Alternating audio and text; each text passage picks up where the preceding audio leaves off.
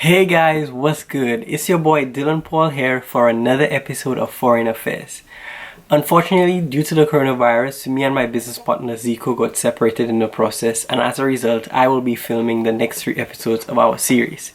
We're gonna keep it going, we're gonna keep it pushing, and on today's episode, we're gonna be talking about financing as it relates to going to school in the US. So get ready guys, boom!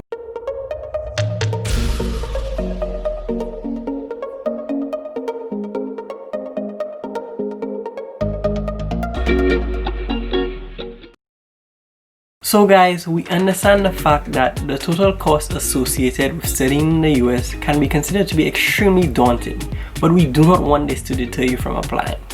Understanding the total cost will allow you to understand what funding that you may need in the event that you choose to study in the US. The total cost for any school or program can be broken down by tuition, room and board, books, and other fees. And this can be extremely expensive for an international student, especially due to the exchange rate. But luckily for us, there is funding available. The funding can come in the form of need-based aid or in the form of merit-based aid. When looking at schools, you want to ensure that as an international student, you are eligible for these funds. Next up, I will be talking about need-based aid. So guys, first on the list, we have need-based aid. What is need-based aid? Need-based aid is a form of financial funding available to students based on their financial circumstances. As an international student, you want to ensure that the schools that you apply to have this available to you. If you are applying as an international student, you will be required to fill out an ISFAA, which stands for International Student Financial Aid Application. This application will be required of you to provide multiple financial documents such as bank statements, verifying your parents' assets and bank account to show that you are in fact in need of their financial assistance. As a result, if the school finds you eligible, they will go ahead and provide you with funding, which can go a long way with assisting with your tuition, your room and board, and the various fees associated.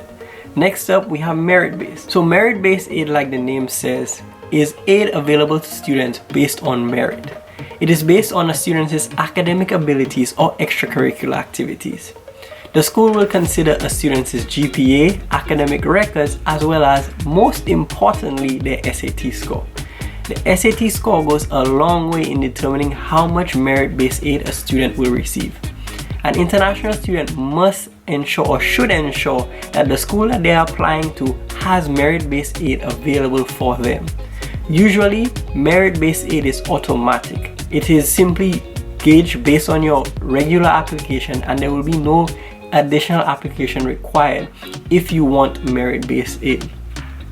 However, there is also external scholarships available. Sometimes schools have external scholarships attached to their website that allow students to apply based on their academic or international status. So it is definitely possible to look into that as a form of additional funding available. All of these fundings can go ahead and be applied to your account and can help reduce the burden associated with studying in the US. Alright guys, I just wanted to end the episode off with some bonus tips. Bonus tip number 1, keep in mind the schools that you're applying to. Higher ranking schools tend to have more funding available for international students than lower ranking schools. So ensure that you have a couple of these high ranking names in there when you apply to schools. Bonus tip number 2, the SAT score will go a long way in helping you get more merit-based funding. So study hard and get a great score. Bonus tip number 3, you definitely want to have documents on hand in the event that you may need to take a loan. If you do not get all the funding that you may need, you want to ensure that you have all your bank statements and that you are in contact with your bank in the event that you may be required to take a small loan that will allow you to continue or pursue your studies. Bonus tip number 4, since you are studying in the US, you want to overestimate on the cost required because some of you may want to come back home and travel and see your family, and as a result, this flight cost, if not accounted for, can be expensive in the long run. We hope that all these tips and all our information has been helpful and can help guide you guys and to make you all know that it is still possible to study in the US irrespective of the cost. Definitely don't let this stop you, and you should always follow your dreams. Thanks for watching this episode of Foreign Affairs. Peace.